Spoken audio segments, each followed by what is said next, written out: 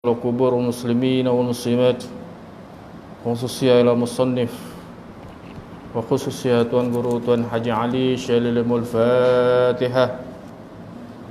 Bismillahirrahmanirrahim. Alhamdulillahirabbil alamin arrahmanir rahim maliki yaumiddin. Iyyaka na'budu wa iyyaka nasta'in ihdinas siratal mustaqim siratal ladzina an'amta 'alaihim ghairil maghdubi 'alaihim waladdallin. Amin. Bismillahirrahmanirrahim. Alhamdulillahirabbil alamin wassalatu wassalamu ala Rasulillah wa ala alihi wa ashabihi ajma'in. Rabbi sari sadri wa yassir li amri wahlul 'uqdatan min lisani yafqahu qawli. Rabbi yassir wa la tu'assir ya karim. Allahumma iftah 'alaina hikmatika wansur 'alaina min khazaini bi rahmatika ya arhamar rahimin. Wala haula wala quwwata illa billahil 'aliyyil 'azim. Ya muallim Ibrahim al-hikmata 'allimni. Assalamualaikum warahmatullahi taala wabarakatuh. Alhamdulillah, syukur kita pada Allah Subhanahu wa taala dengan sebenar-benar syukur. Mudah-mudahan Allah taala memberkatkan pertemuan kita insya-Allah. Tersambung balik muzakarah kita pada kitab Al-Hikam karangan Syekh Abdul Atil Askandari pada muka surat 6, tajuk yang ke-101, iaitulah apabila lidah telah ringan berdoa. Maka dalam hal ini Syekh Abdul Atillah berkata pada kalam hikmah ni yang ke-110, 101, mata atalaqa lisanak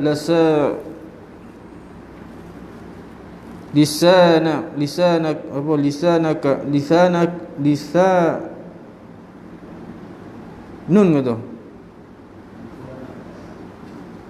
Fa'alam annahu yuridu an yu'tiyak. Manakala Allah membukakan lidah anda dengan bermohon kepadanya, maka ketahuilah sesungguhnya Allah berkehendak akan memperkenankan permohonan anda. Itu dia. Dia khabar.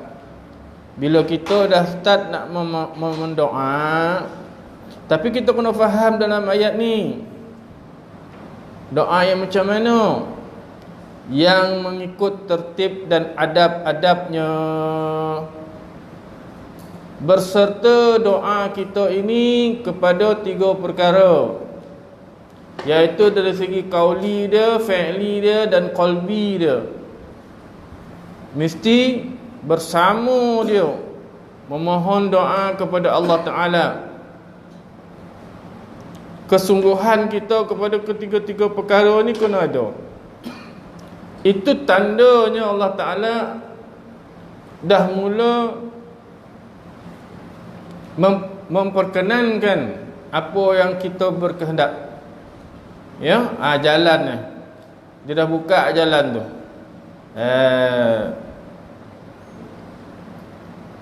Maka doa ini yang dikatakan diperkenankan itu terbahagi kepada 3 tempat.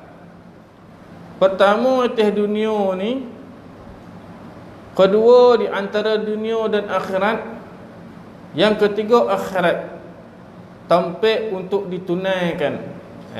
Ya. Macam kita doa selalu kat dalam sembahyang kita kan, Rabbana atina fid dunya hasanah wa fil akhirati hasanah. Kita minta selamat di dunia dan selamat di akhirat. Kebanyakan daripada doa itu ada yang Allah Ta'ala tunaikan di dunia ni, tetapi kebanyakannya ditunaikan Allah Ta'ala di akhirat insya-Allah. Ya, di akhirat besok. Bila mana hal keadaan ini berlaku, maka kesungguhan kita untuk berdoa tu tak ada. Sebab Allah Ta'ala tak khabar dia. Dia ada yang cash on delivery ya, COD ya, tapi tak banyak. Maka malihlah kita tak nampak hikmah dia, tak nampak dia punya fadilat dia. Ini hari minta kaya, besok kaya, tak payah dah. Ya, ini hari minta kaya, besok kaya, tak payah dah. Ada, tapi tak ramai. Kan? Tak kayo inari, malangkan mimpi dia numbu. Sok tekam pek. Tak tahu. Kan? Kemungkinan ada. Tapi itu bukanlah jalan yang ditentukan. Yang penting bila kita berdoa ni ingat kita tertib tu kena ada. Ya, dalam keadaan kita berdoa tu seikhlas-ikhlasnya hati kita. Bila kita nak ikhlas hati, tak mau dia badan kita kotor dah kan. Bersih, menghadap kiblat, dalam keadaan berwuduk, doa dengan nama Allah, dengan diikuti dengan pujian kepada Rasulullah dan sebagainya. Barulah kono. Ini mengaum tak ketahuan ni. Ya Allah, ada ni susah benar lah bulan ni, kawarilah sonang sikit dah. Doa lah tu, tapi tak kono adab ya. Sebab diajarkan oleh Rasulullah sallallahu alaihi wasallam, doa yang terbaik ini doa yang berkaitan dengan iman, yang tidak merosakkan iman kita.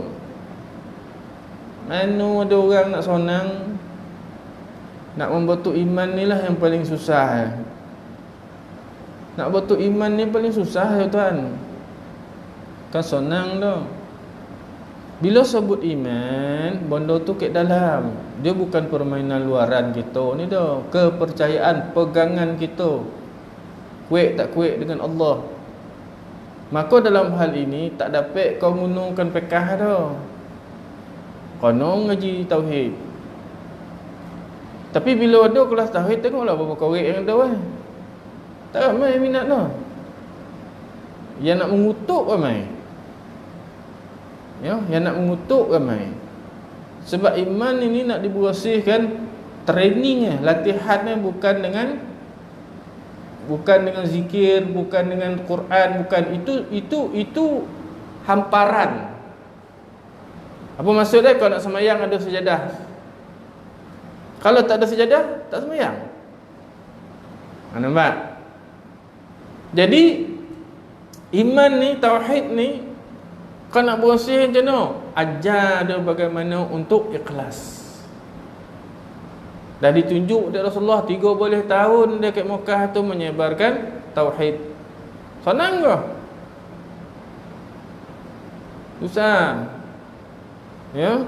Susah. Kadang-kadang minat tu datang sekali. Sekali tu datang minat ni. Tapi benda ni kena paksa. Paksa supaya hati kita tu lembut dengan tauhid. Barulah kita kena Allah Ta'ala. Ya? Barulah kita kena Allah Ta'ala. Siapa dia Allah Ta'ala sisi kita ni? Man arafa nafsah faqad arafa rabbah. Walaupun dia katakan hadis tu hadis dhaif, tapi makna dia dalam. Siapa kena diri dia, kena Tuhan ni. Sebab apa macam tu? Sebab apa kata kena diri bukan kena Tuhan? Sebab kita ni hasil daripada pinjaman sifat Allah Ta'ala. Maka bila kita faham sifat Allah Ta'ala ni yang ada pada diri kita, kita faham dia. Kita faham dia. Basar, melihat, itu adalah sifat Allah Ta'ala yang dipinjamkan kepada kita. Maka bila kita tahu benda tu dipinjamkan oleh Allah Ta'ala kepada kita, kan kita pelihara dia elok-elok. Tak adalah kita tengok benda-benda yang tak senonoh. Maka kita kena tak diri kita masa tu. Adakah kerana kau memelihara penglihatan kau tu, kau tergolong dalam golongan orang yang baik? Maka lihat kejadian mata macam mana. Bila Nabi Allah Adam AS dimasukkan roh ke dalam badannya, yang pertama sekali dia pandang apa? Mata nampak dulu kan. Dia memandang nama Allah dan Muhammad, kebenaran. Maka apa yang dipandang dek mata itulah dia sebenar. Tapi menipu kita sebab dek mulut, sebab dek akal. Benda ni yang kena bersih ni, ikhlas. Ikhlas. Kau pandang cantik tapi kau kata tak cantik, tak boleh, bohong. Kau pandang hodoh, kau khabar cantik, boleh. Sebab kau memelihara daripada rasa sakit hati orang. Oi, macam-macam pusing Macam-macam pusing. Ingat senang kau nak pelihara hati ni. Jangan rasa kita yang ada sekarang ni dah cukup, tak ada dah. Jauh mana lagi nak menghargai apa yang Allah Ta'ala bagi kita, jauh. Bila kono kan nak bini kan diusik dak orang, melenting kita copek, copek nah kita melenting sayang. Sayang bini, sayang anak. Kadang-kadang kan kawan kita tu tahu anak bini kita tu tahu untuk kebaikan, kita melantun marah kita. Ya, sebab apa? Sebab kita rasa Tuhan itu pengkawan kita, bukan dia tuan kita. Ya. Itu pasal Ibn Ata'illah datangkan ayat ini untuk kita fikirkan sama-sama. Baik. Penjelasan kalam hikmah ini sebagai berikut. Yang dimaksudkan dengan Allah Ta'ala membuka ke lidah kita, artinya Dia meringankan lidah kita pada berdoa dan memohonkan sesuatu yang kita kehendaki kepadanya. Dengan ringan lidah kita berdoa dan memohon kepada Allah, berarti kita telah mulai merasakan dan telah mulai menghayati kefakiran kita kepadanya. Apabila kita sudah merasakan dan menghayati bahawa kita betul-betul berhajat kepadanya, oleh kerana Dia yang sanggup menyampaikan hajat-hajat makhluknya, maka ketika itu kita tidak boleh tertinggal dari menyampaikan apa saja hajat kita kepada Allah, bermohon kepadanya supaya hajat kita itu disampaikan olehnya dan supaya maksud kita diberkahi pula olehnya. Baik. Dia kata Allah membukakan lidah kita, makna dia meringankan. Apa maksudkan meringan? Apa maksud meringankan di sini? Diizinkan. Kalau Allah Ta'ala tak izin, tak dapat dah. Walau macam mana menggelodak hati tu nak terbit doa tu daripada hati, tapi bukan daripada lidah, bukan daripada anggota. Sebab dia tak ringan. Dia bila ringan berserta tiga-tiga sekali. Contoh kita doa dekat dalam sembahyang kita, Rabbana atina fid dunya hasanah, mulut bahasa Arab, dalam bahasa Melayu, betul tak? Ya Allah, berikan aku kesenangan di dunia dan kesenangan di akhirat. Dalam hati, tangan nangkit, tiga-tiga jalan. Tapi kalau dia tak ringan kan, tangan nangkit, mulut cakap, hati tak ada, kosong. Nampak tak? Itu pasal banyak guru cakap dalam berdoa ni, doa lah yang kau faham. Baca lah doa Melayu, salah pula. Doa Arab kan faham. Bukan wajib, bukan berdosa kalau doa dalam bahasa Melayu, tak. Bukan wajib nak bahasa Arab ni, tak. Tapi apa sombong nak lah? Tak, balunnya bahasa Arab, macam faham pun lah. Malu tak penuh tompek. Sebab Allah Ta'ala tak ringankan lidah kita. Apatah lagi kalau kita beramai-ramai, lagi sogan nak baca bahasa Melayu kan. Sogan kita nak baca bahasa Melayu. Cuba tanya balik Arab tu kan, apa yang kau baca ni? Mati dah. Ya? Itu dah. Maka bila datang keringanan pada lidah kita untuk berdoa, kita menghargai apa yang Allah Ta'ala bagi ke kita, maka terasalah fakir kita. Sebab apa? Sebab kita tahu lidah bukan kita punya, kalam ni bukan kita punya, bukan semua Allah Ta'ala punya. Maka bila dia izinkan berkata-kata daripada lidahnya dan diizinkan oleh Allah Ta'ala berkata-kata daripada lisannya, dia menghargai kerana dia tahu bukan dia yang berkata-kata.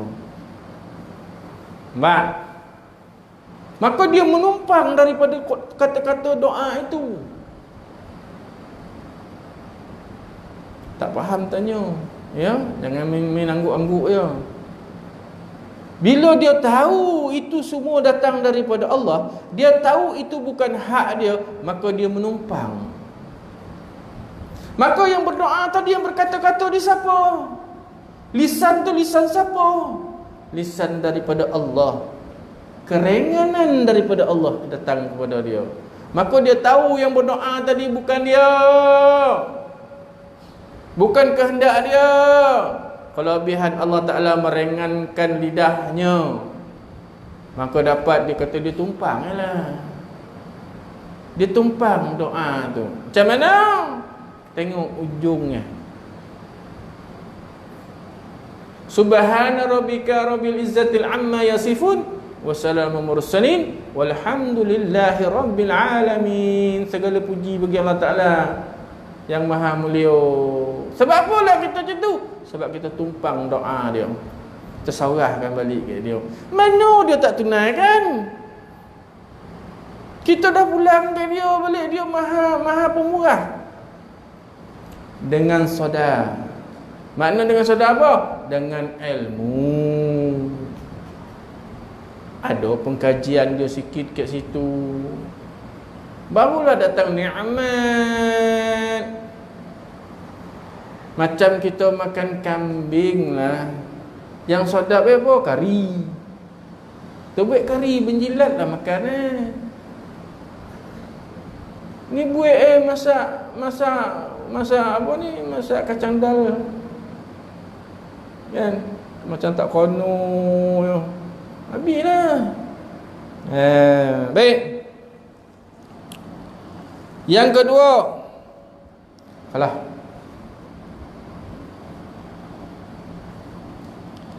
Apabila hal di atas telah kita rasakan pada diri kita, berarti Allah memberikan kepada kita doa. Nampak dia baru cakap apa?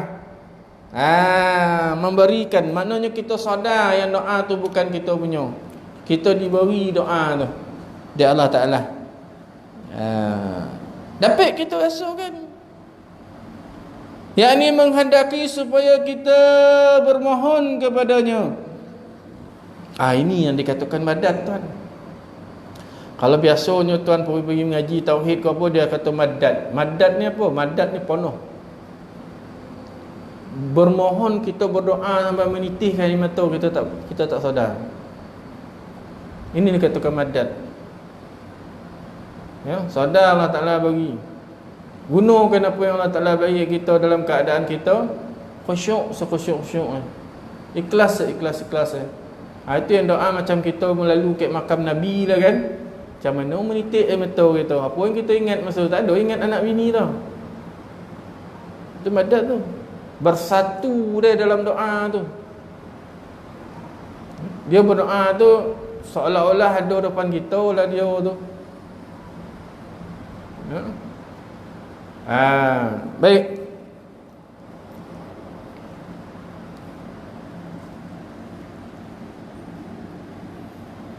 Itu yang rasa tak puas tu. Dia rasa tak puas.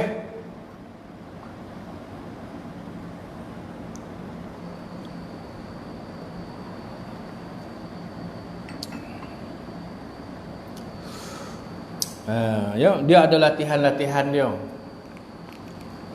Ada latihan-latihan dia macam mana kita nak mendapatkan benda tu. Tapi kena mengajilah. Ya. Baik.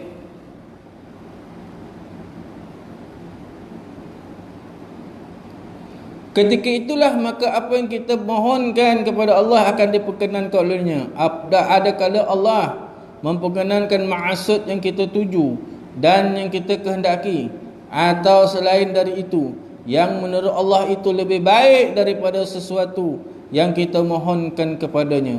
Adakah permohonan kita itu diperkenankan Allah dengan segera ataupun ditangguh? Ya, ini ditangguhkan waktunya oleh Allah Ta'ala kepada waktu yang sesuai menurut ilmunya. Ingat, bila kita doa tu Allah Ta'ala kata pasti aku makbulkan. Cumanya waktu dimakbulkan oleh Allah Ta'ala tu teh dia, bukan teh kita. Kadang-kadang kita ni mendapat sesuatu benda yang kita tak sangka-sangka. Itu teh doa kita, bukan kelebihan kita. Ya. Itu bukan kadang terperanjat dapat cawan rumah saya bulan lepas. Bulan ni. Ya, tiba-tiba dekat dalam akaun duit dia dah melambat ya. Kau minta kan dengan Allah Ta'ala serban.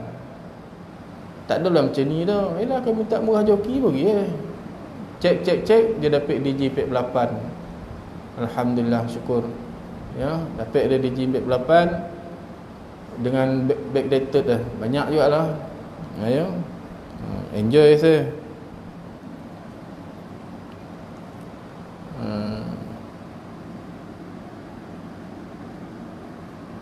Jadi bila dah dapat perkara macam tu, kita dah terima perkara yang kita tak jangka tu, syukur kita kepada dia lebih.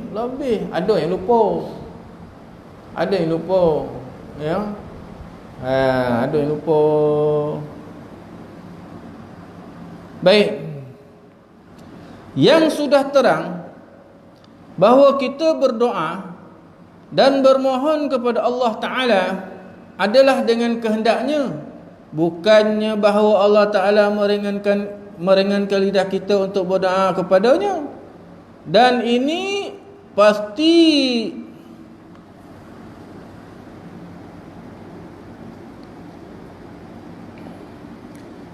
dibarengi dengan perasaan dan pengakuan yang sempurna bahawa kita sangat berhajat kepada Allah, sebab segala sesuatu tidak akan berhasil jika tidak dengan izin dan kehendaknya. Ini usul. Ayat ni usul. Dia kata Allah Ta'ala berkehendak, maka ringankan lidah kita itu sebab supaya kita menghargai pemberian Allah Ta'ala. Itu dah. Kenapa Allah Ta'ala ringankan lidah kita untuk berdoa? Supaya kita fikir dalam kepala kita sentiasa berhajat kepada dia. Bukan dia yang berhajat kepada kita.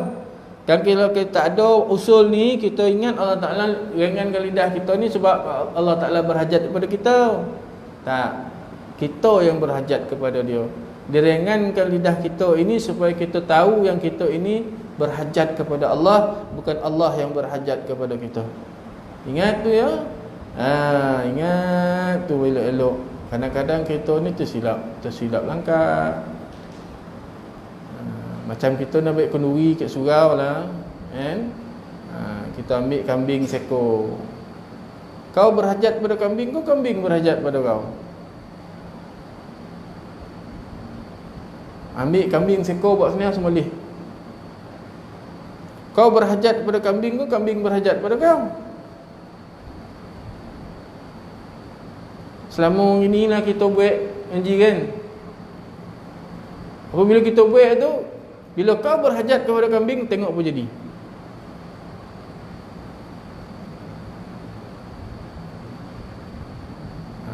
Ya, kadang-kadang datang sia-sia kan. Yang sebenarnya dia berhajat kepada kau.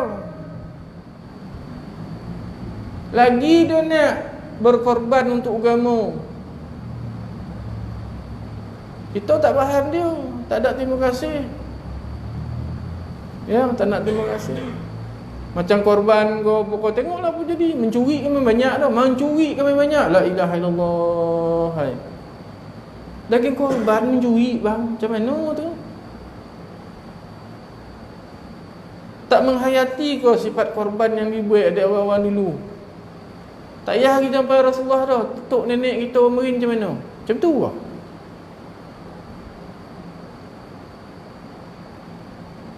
Dia yang sedap itu, yang mencuri itu bang kan. Sembelih kambing apa kita buat, sembelih lembu pun kita buat. Kita asingkan kepada, masuk dalam plastik dulu, asingkan yang orang sembelihnya dulu, betul tak? Bagi 3. 1/3 untuk yang apa? Yang berkorban. 1/3 ni untuk kita makan-makan kojo. 1/3 lagi untuk fakir miskin. Yang fakir miskin tu lama ya syekh. Bukan sini ya, ada tempat lain. Dah tu tak faham dah tu. Tulang tak termasuk dalam bahagian tu dah. Isi dalam tak termasuk dalam tu dah. Dia hanya daging semata-mata untuk korban ni. Ada yang ikut-ikutlah, ada yang tak nak ikut tak apalah. Ini sebab apa? Sebab tak ada ilmu tu ya. Malu nak bertanya kepada orang, macam mana nak buat ni, macam mana nak buat ni. Tak ada. Nak mendapatkan yang sebenar-benar cara.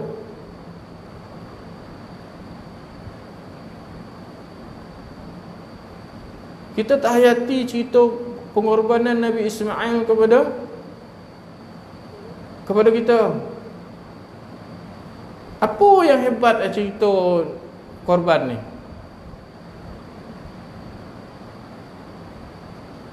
Salah satu benda yang tak dipastikan kita tak nampak, kibas tu. Kibas tu adalah suatu binatang yang tidak keluar daripada perut Ummah. Dia ada macam tu je. Nak semulih tank ada dah. Keajaiban, kehebatan daripada Allah Subhanahu Wa Taala. Kita tak ambil iktibar daripada tu. Ada 5 jenis atau 5 pihak yang lahir daripada bukan perut Ummah. Nabi Adam, Nabi Hawa, ular tungkit Nabi Musa, unta Nabi Yunus, kibas Nabi Ismail. Semua tak keluar pada perut Ummah. Semua ada tank macam tu. Semua tu ada iktibar, ada pengaruh dia sebenarnya kat kita. Yang perlu kita bawa dalam pengibadatan kita, barulah nama ibadah. Ibadah ni kita meniru apa yang ditunjukkan oleh orang sebelum kita. Dalam hal keadaan untuk mendapatkan keredaan daripada Allah Subhanahu Wa Taala. Tapi kita keredaan tu yang kita tak nak. Kita buang tepi. Kita ambil apa? Kepuasan daripada kita. Dan buat korban. Apa ada masalah? Macam sekarang kita ada pembinaan dalam surau. Ini gerak daripada gerak Allah. Tak ada kena-mengena dengan JK surau ni dah. Bila kita pandang ke situ, maka datanglah situ bentuk keikhlasan kita buat. Bukan sekadar tak ikhlas sekarang. Yang sebenar-benarnya kita nampak ini adalah daripada izin Allah Subhanahu Wa Taala, maka kita tak ambil advantage, kita tak ambil kredit daripada apa yang buat. Oh, baguslah pengurusi sekarang, tengok macam mana dia buat. Dia akan rasa bila dia tahu benda ni daripada Allah, dia akan rasa lemah. Dengan pujian tu kita rasa lemah sebab bukan hak aku. Ini semua dikehendak Allah Ta'ala. Nak tengok siap tak siap, cuba kita sombong sikit. Inilah canangan, kayak orang canangan. Ini pengusinya kerja ni, anda tak anda ada kata. Tak selesai tau. Aduh yang tak penuh. Inilah yang terjadi ke mana-mana pembinaan dalam surau kita. Tengoklah. Aduh tak penuh. Sebab apa? Sebab tak nampak ini adalah izin daripada izin Allah. Ya? Jadi hati-hatilah. Kita sama-sama mengingatlah ya. Kena terbukalah minda kita. Mengingatkan ni dituntut dalam agama. Bukan kita nak menghantam. Menghantam kan kerja kita, kerja syaitan. Tak baik dibaikkan, tak betul tunjuklah yang betul. Ini kan ini salah ni, mana yang betul kan? Dan tak. Yang betul kau. Tak apa kita nak claim betul-betul dah. Apabila demikian keadaan permohonan kita kepada Allah, maka Allah memperkenankan doa kita sesuai dengan janjinya. Lebih-lebih lagi apabila kita berdoa itu di antara waktu-waktu yang mustajab, di mana hati kita tidak lupa dan lalai kepadanya, yakni waktu mustajab berdoa menurut lahiriah dan mustajab pada pula disebabkan dibatangi oleh keadaan kita tidak lupa kepadanya. Biasanya sepertiga malam, 12 keteh lepas subuh, waktu yang mana kita dalam keadaan bersunyi-sunyian, waktu di mana jiwa kita mudah tersentuh. Bukan kadar waktu je, hal keadaan diri kita pun. Bila kita nak berdoa tu, pastikan diri kita kenyang. Jangan kita lapar pergi doa, tak masuk doa tu dah. Ya. Bulu, perut kita nak doa tak fair dah. Makan lu. Makan lu elok-elok itu doa. Ya. Mintalah dengan Allah Ta'ala. Janganlah kita ni apa pun nak ringankanlah sikit. Sebelum kita berdoa tu minta Allah Ta'ala supaya digorakkan kita ni berdoa. Itu yang pertama. Baik. Dalam hadis Rasulullah sallallahu alaihi wasallam yang diterima dari Abdullah bin Umar radhiyallahu an, bahawa Rasulullah sallallahu alaihi wasallam telah bersabda, Man azina lahu min ad-du'a minkum.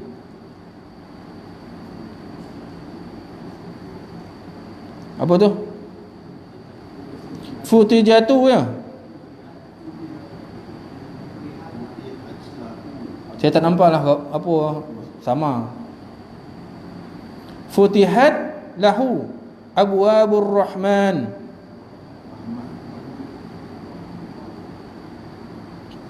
Wa ma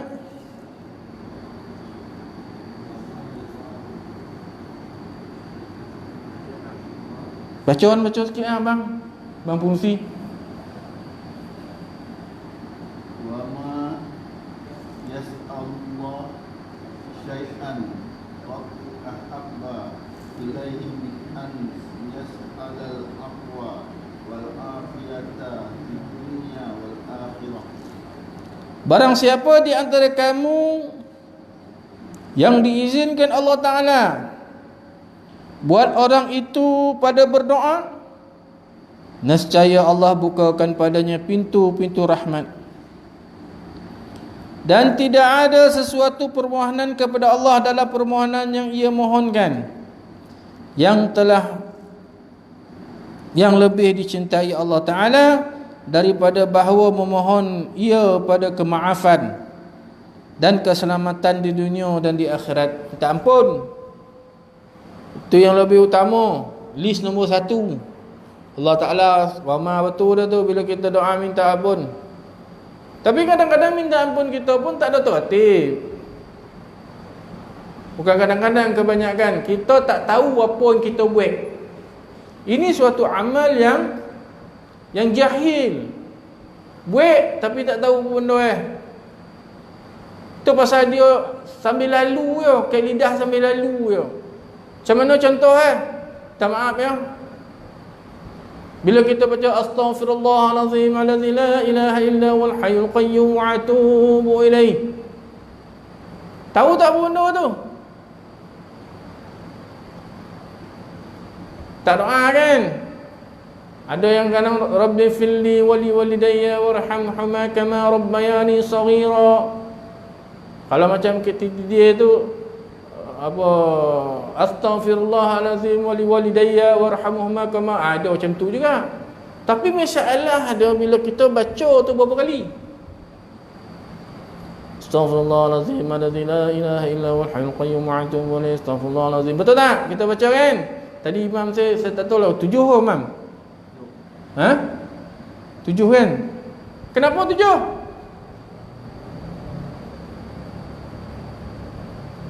Kenapa 7? Imam tahulah, orang lain tahu tak tahu? Tak tahu. Itu amal jahil tu. Tak ada faedah dah. Tak ada. Ambil wuduk 3 kali, kenapa? Muka 3 kali, kenapa? Rasulullah sekali ya.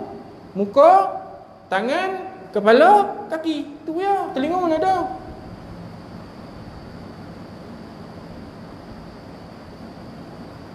Tahu tak kenapa 3 kali? Kalau tak tahu itu amal jahil. Tapi kau tak boleh nak tinggalkan, kau kena buat. Tapi kau nak ada niat untuk mencari lagi sebab apa. Tu pasal banyak kita kena tanya apa yang kita buat. Macam kita makan lah. Makan sambal apa pedih nak sambal ni? Oh pakai apa? Lada goreng baru. Yang lama tak pedih, yang baru. Kan kita cari tu, ni sebab pedih. Ini sebab pedih. Jadi besok kita tengok dia rumah kita masak kan, tanya dia, ini dah goreng lama apa baru tu rumah, kita tahu dah pedih. Kita tahu dah pedih, maka kita makanlah sikit. Siapa yang ramai nak pedih tu makanlah banyak. Macam itulah sembahyang. Tu pasal ilmu ni dia lapik-lapik dia Allah Ta'ala. Ilmu syariat, ilmu tarikat, ilmu hakikat, ilmu makrifat, semua ada. Jangan kita dah dapat yang bawah kita tinggal tak mau dah. Dapat makrifat syariat tinggal tak apa dah, jahat tu. Jahat. Lagi tinggi hakikat dia, lagi tinggi penjagaan syariat dia. Pakai minyak wangi dengan jubah dengan tu dengan ni. Ya. Maka tu pasal kita kena jaga-jaga persembahan kita dengan Allah Ta'ala ni biar ada makna di sisi Allah Ta'ala. Tu pasal salah satu praktikal orang yang nak masuk suluk ni, orang yang nak masuk jadi ahli sufi ni, salah satu praktikal dia tinggalkan dia punya ibadah tuan. Kata contoh hari-hari dia buat duha. Hari-hari dia buat sembahyang duha. Tapi satu hari dia merasakan duha yang dia buat itu bukan daripada Allah, dia berhenti buat. Adakah dengan togahnya aku berhenti duha ni rezeki aku tak sampai? Dia nak test power ke situ. Tak dapat dia makan. Tapi bila kita sembahyang duha, rezeki kita murah, bergantung kita kepada sembahyang duha itu untuk rezeki, bukan dengan Allah Ta'ala lagi. Itu yang bodoh tu. Itu yang jahat itu. Allah Ta'ala dah cakap sembahyang duha ni rezeki murah. Iya, betul. Tapi cuba fikir, rezeki siapa bagi? Kau ada otak fikirlah. Rezeki siapa bagi? Duha bagi kau? Tak, Allah yang bagi. Duha itu perjalanan, tampalan semata-mata. Tapi janganlah kita tinggalkan duha tu kita kena simpan dalam hati kita, bukan untuk murah rezeki, tapi duha itu adalah salah satu ibadah yang disukai oleh Allah Ta'ala. Itu duha tu kau buat itu semata-mata Allah Ta'ala suka. Dia dah sebut dah, wadduha wallaili idza saja. Demi waktu duha Allah Ta'ala sayang benar dia duha ni. Sembahyanglah duha. Ya? Baik.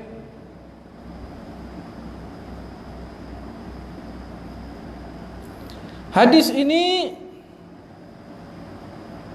mengandungi pengertian bahawa apabila kita bermohon kepada Allah, memang kerana telah digerakkan Allah Ta'ala hati kita untuk bermohon kepadanya, maka Allah akan membukakan pintu-pintu hatinya, pintu-pintu rahmatnya, yakni Allah akan memperkenankan permohonan kita. Sedangkan Nabi kita menggambarkan dalam hadis di atas bahawa permohonan yang lebih baik ialah Allah, supaya Allah mengampunkan dosa kita, memaafkan kesalahan kita, dan memberikan keselamatan kepada kita di dunia dan di akhirat. Bila Allah Ta'ala dah ampunkan dosa kita, yang lain selesai lah. Yang lain selesai. Itu ya pokok punca minta Allah Ta'ala ampunkan dosa kita, selesai segala masalah. Tak payah nak fikir banyak-banyak lagi. Joki kau akan murah ya. Joki kau murah, hidup kau senang, selamat iman kau, tauhid kau, makrifah kau, semua Allah Ta'ala selamatkan. Hubungan dengan adik-beradik selesai, semua selesai. Itu pasal kita jaga sembahyang kita ni, salah satu menjaga taubat kita. Sebab sembahyang ni taubat, sembahyang ni doa, taubat. Ya, sungguh-sungguhlah kita buat perkara tu, insya-Allah. Jadilah tuan-tuan, untuk malam ni ada rezeki, besok kita sambunglah insya-Allah kalau ada rezeki.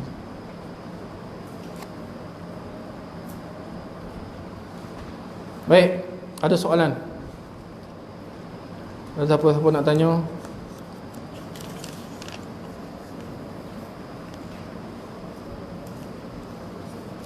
Dan Ya. boleh Ustaz terangkan sikit dulu tentang kuliah bulan minggu Ustaz tak?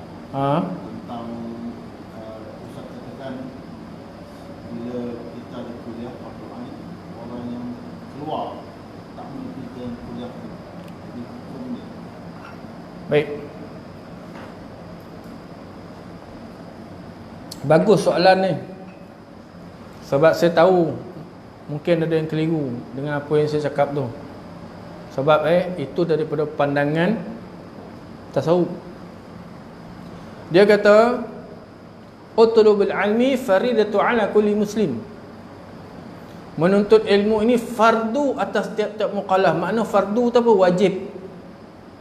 Siapa tak buat berdosa. Itu bagi orang yang tak nak datang kuliah, berdosa. Tapi yang dah tahu ada kuliah, datang sembahyang maghrib, habis maghrib dia cabut, itu lari daripada kuliah. Kesalahan dia satu step ke atas lagi. Mana lagi buruk lah. Kalau cakap Allah Ta'ala, kalau cakap Nabi. Kalau dalam hukum fiqh berdosa ya. Tapi bila kita pegang dekat tauhid dia, dekat tasawuf dia, kafir kau. Bila kita sebut kafir kan berdogup, marah orang kan.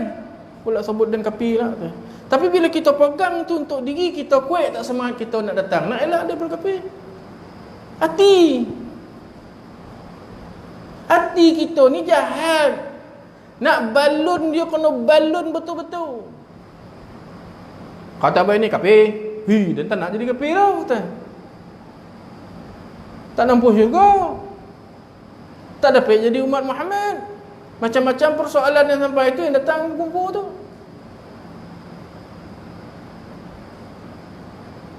Kalau tak ada, datang takut ada.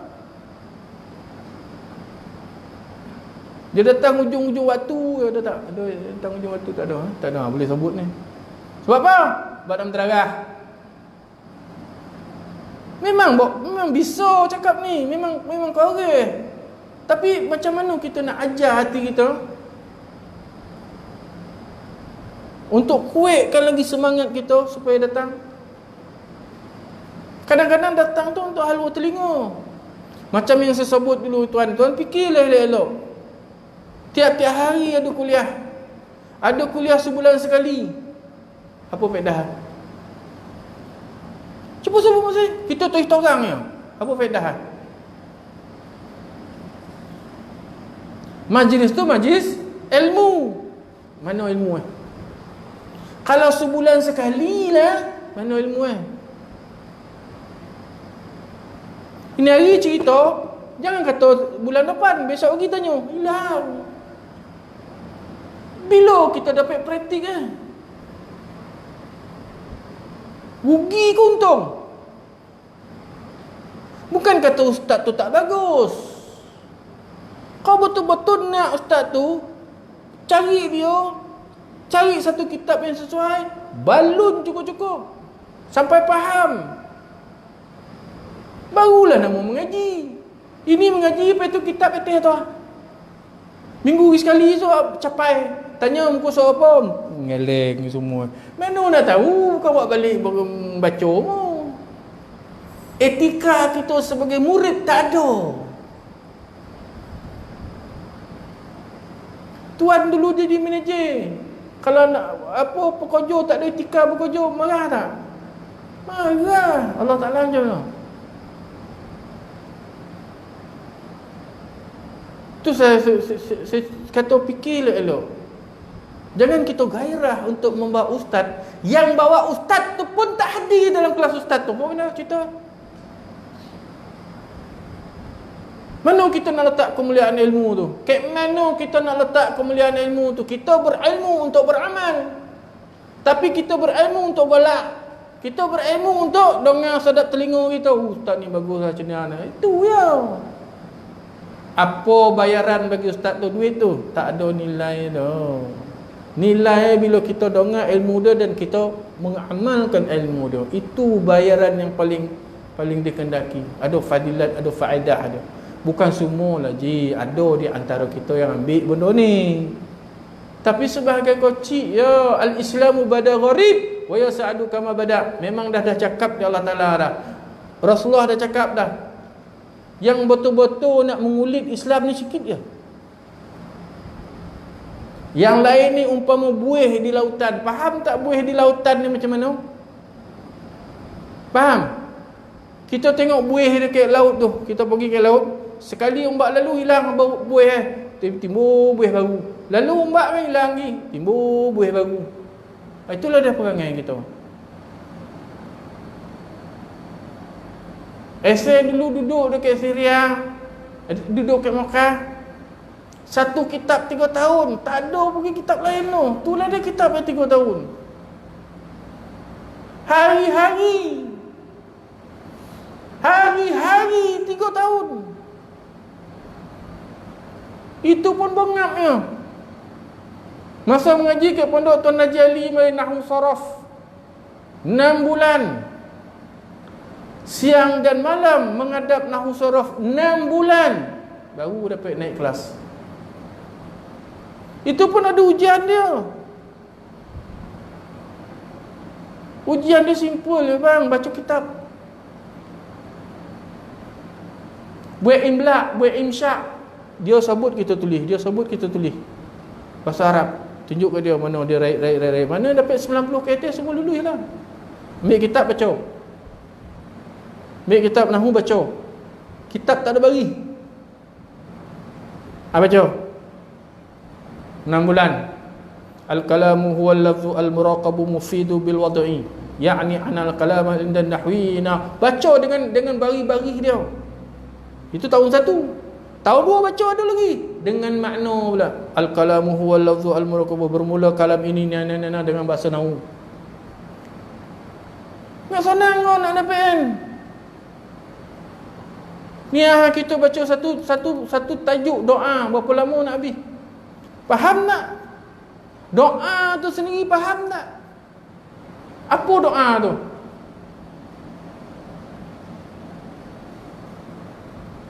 Apa doa tu pada penilaian kita?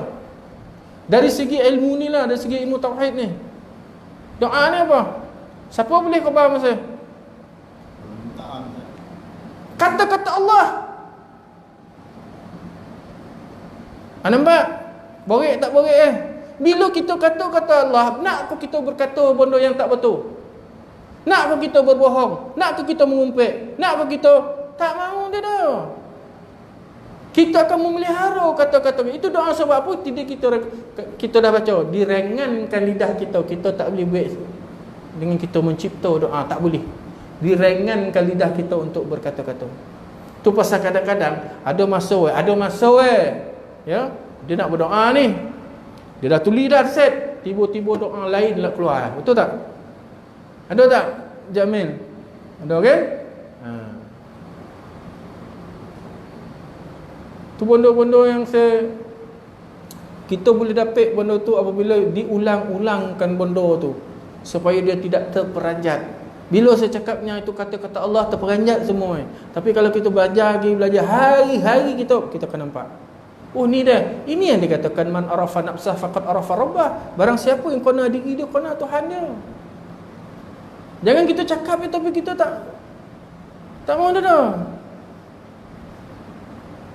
Ini yang bahaya ni. Jadi itulah dia balik pada soalan tuan tadi.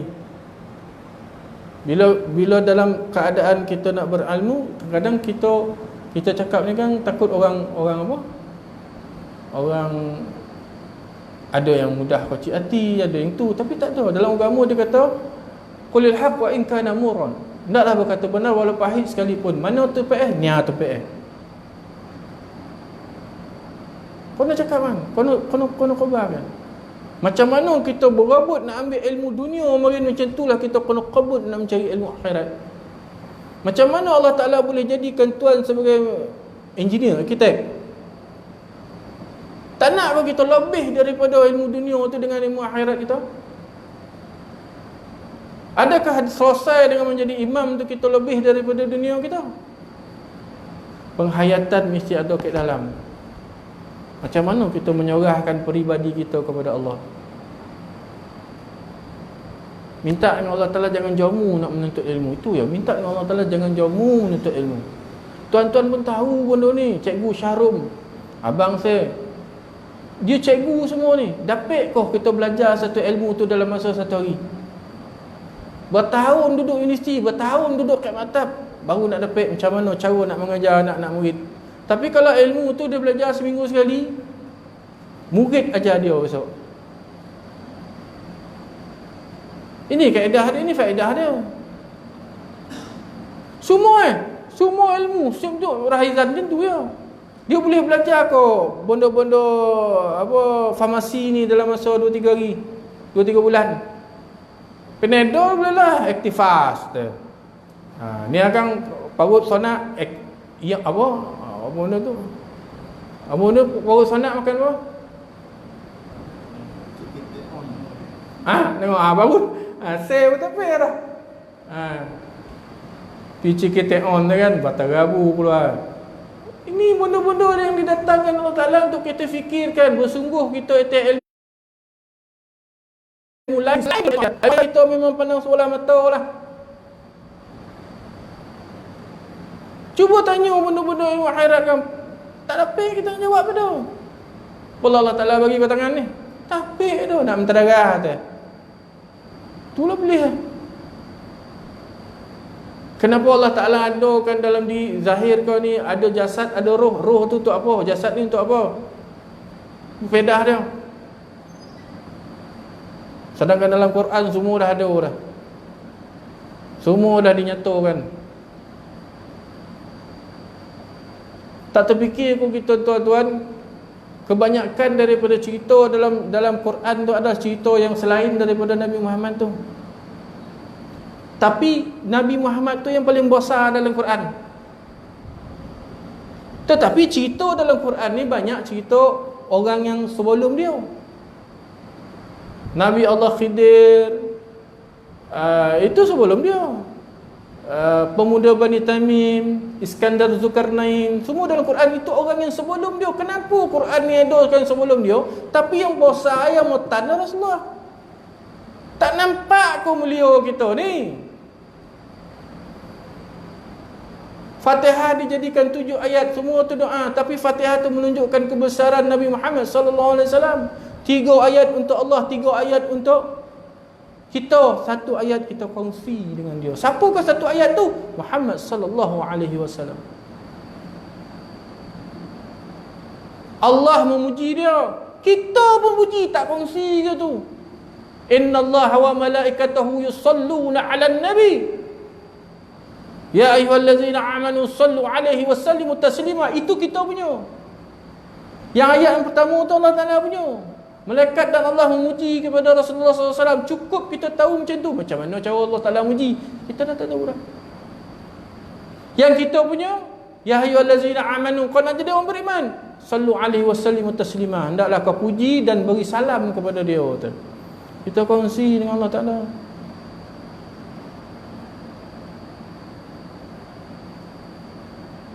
Jadi benda-benda ni yang kita terlepas pandang ni. Sebab tidak ada pengkajian, mengaji tu tak nak, maka kita akan rasa selesa. Tuan-tuan, sebelum kita tamatkan kalau ada soalan lain boleh tanya. Ingat ya, ingat, kita hidup atas dunia ni, orang tanya berapa banyak bini kau, berapa banyak anak kau, kau duduk mana, alamat kau, betul tak? Bila kita mati besok, persoalan yang ditanya ketuhanan. Macam mana nak dapatkan kelembutan lidah untuk menyebut ketuhanan kita? Dengan Fatihah. Dengan Fatihah. Kenapa dia kata Fatihah? Siapa dapat jawab? Nak melembutkan lidah kita menjawab besok Allah, Rasulullah dan sebagainya, Quran dan sebagainya, adalah dengan mengamalkan Fatihah. Kenapa dia kata mengamalkan Fatihah? Apa mesej Allah Ta'ala nak bagi tahu kita ni? Kenapa Fatihah?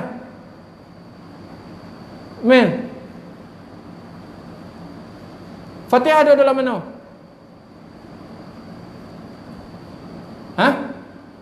Dalam solat.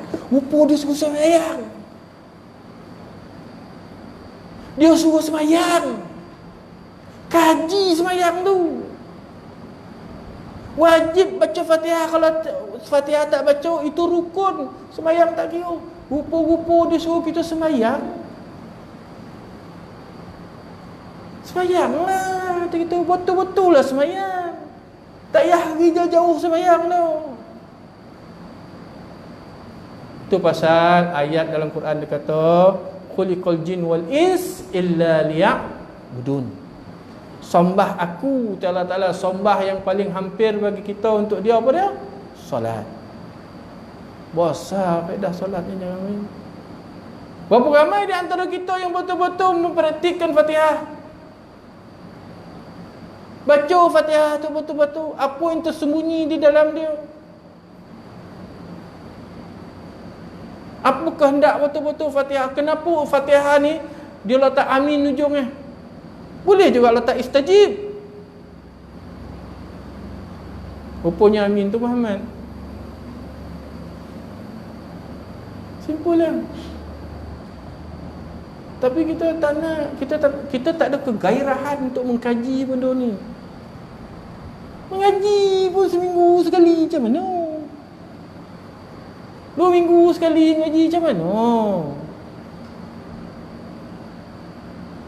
Nikmat takkan apik dah tuan. Takkan apik dah. Kita ni diusik-usik Allah Ta'ala apa. Dalam sembahyang kita diusik, dibodoh-bodoh Allah Ta'ala. Kita rasa kita dah Allahu Akbar. Allah Ta'ala golak kita. Bangang kau ni dah. Sebab dia tahu apa kita buat. Kita mana tahu Allah kenapa? Kita Allah kenapa? Apa sebab Allahu Akbar? Kenapa? Kenapa kita qiyam macam orang mati ni? Apa kono-mengono dengan kalimah Allahu Akbar? Tak tahu. Dia ni golak Allah Ta'ala tu. Bangang ni dah. Kat situ rahsia banyak ada. Maka Allah Ta'ala berkata dalam kitab tasawuf banyak cakap ni. Mencari aku dalam aku berada di dalam terang dah. Kau cari Allah Ta'ala dalam terang, tak jumpa, tak bangang ke? Dia ada dalam terang ni.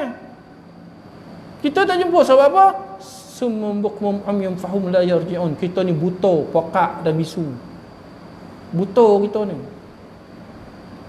Tak nampak aku tu Allah Ta'ala. Mana nak nampak kalau mengaji kita sekorek-sekorek? Mana nak nampak kalau kita mengaji sebulan sekali? Tak nampak dah. Sebelah kita ni.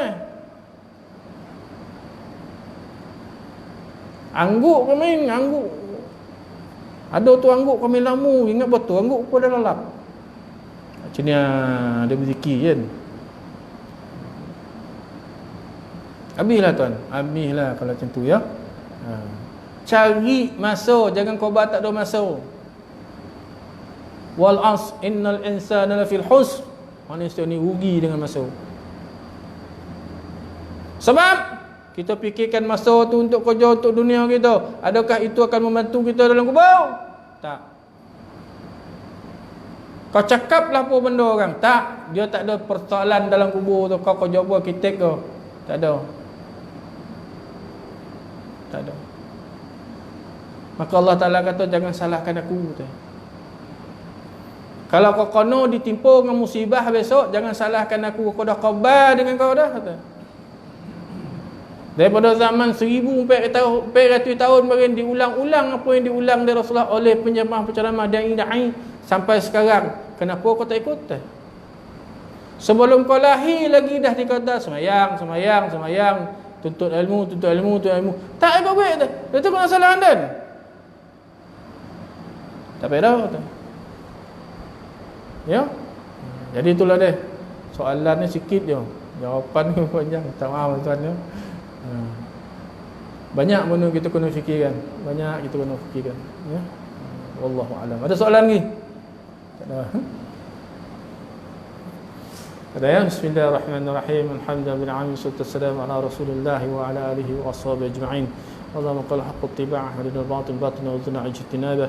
يا رسول الله لقد حيلتنا وأنت وسيلتنا عاشر سنين الله. ربنا ظلمنا أنفسنا وإن لم تغفر لنا وترحمنا لنكونن من الخاسرين. ربنا لا تزغ قلوبنا وهب لنا من لدنك رحمة إنك أنت الوهاب. ربنا آتنا في الدنيا حسنة وفي الآخرة حسنة وقنا عذاب النار بفضلك يا الله. سبحان ربك رب العزة عما يصفون وسلام على المرسلين والحمد لله رب العالمين. تقبل الله منكم.